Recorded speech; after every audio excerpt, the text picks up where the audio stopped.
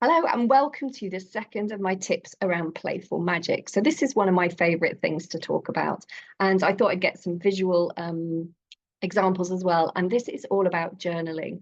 Now it's really interesting because I have been journaling regularly for 11 or 12 years since I went into recovery, and I'd been doing it before that. Like my very first journaling was when I had a bit of a breakdown after my dad died, and I used the Wheel of Life, a life coaching tool, and regular journaling and weekly evaluations in order to reflect on my life and move my life forward.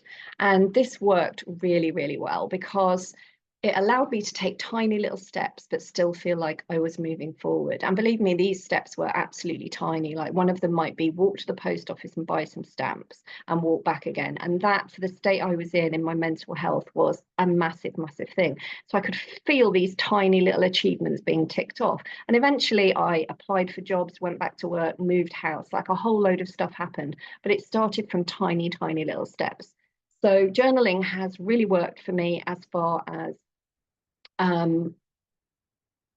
setting things around a life coaching tool, which is the Wheel of Life, different areas of life, and simplifying things down to tiny steps. But also it can work for self-reflection, note taking if you're on a webinar. Like I just write loads.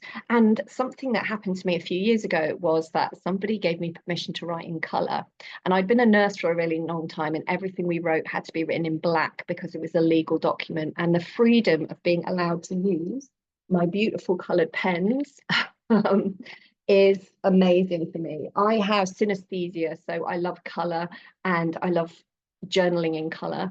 And I don't have like different colors for different sections. It's not that organized, but I do like writing in colors that blend together or that contrast together, or just the page looks absolutely spectacular when I've used colors.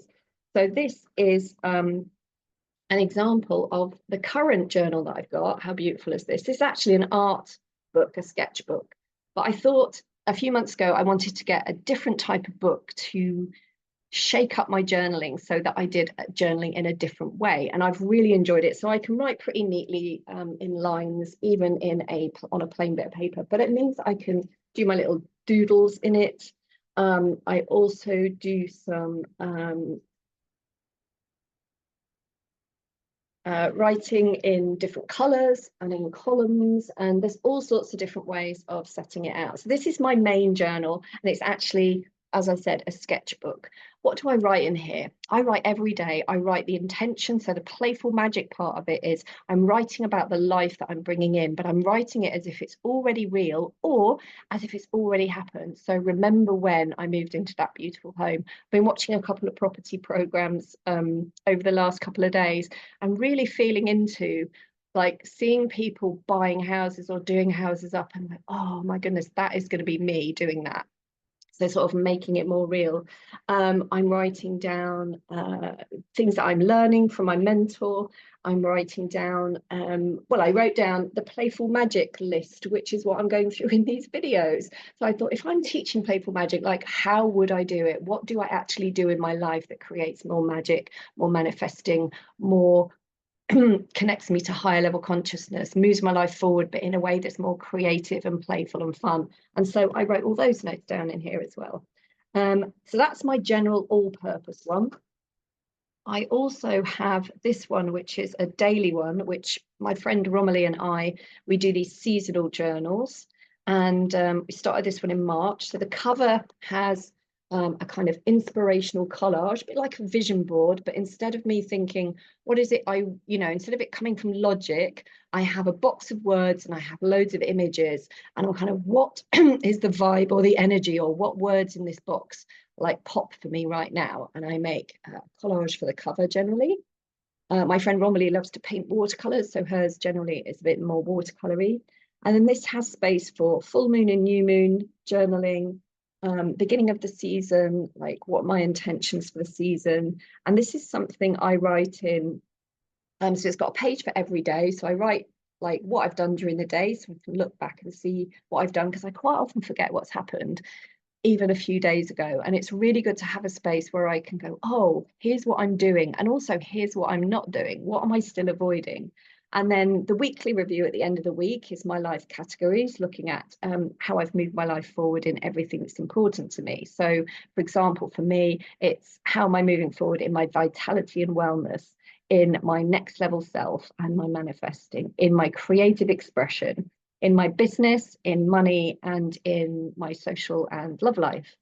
And so these sections can be changed to depending what I'm focusing on that season. And it really helps just to keep an eye. So I tend to do my review on a Sunday, look at my week, set up my week ahead, and it really helps me to keep organized.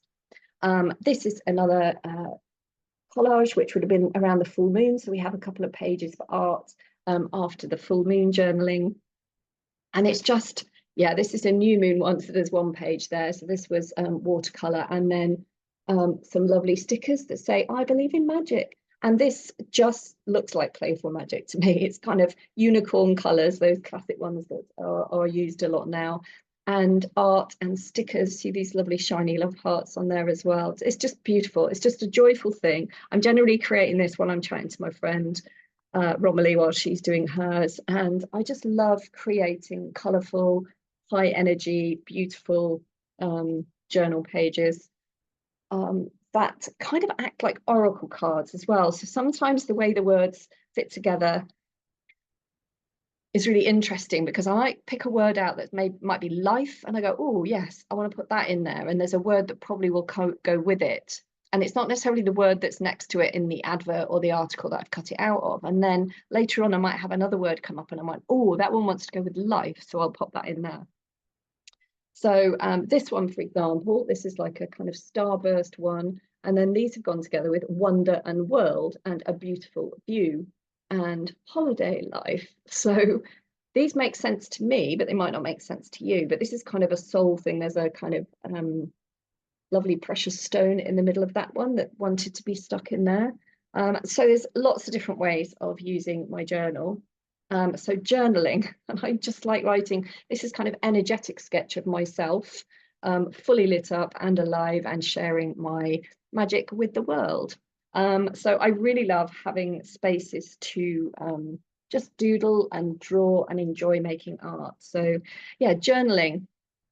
Let me just give you some tips. If you've never journaled before, buy a book that you like, get some pens that you like. You can do colors, you can do gel pens, you can do biro, you can have a fountain pen, like whatever feels really good, because there's a lot of research now around how writing really helps us to focus on what we're doing, to be present, to be mindful, to use multiple skills and multiple different aspects of our brain, because writing something uses a huge number of our senses, whereas typing something is very much a singular movement of pressing a button, whereas writing and drawing and making art use all sorts of senses and all sorts of skills, and it's just beautiful and fun, and I love it. So here's some tips for you. Yeah, again, journal in a way.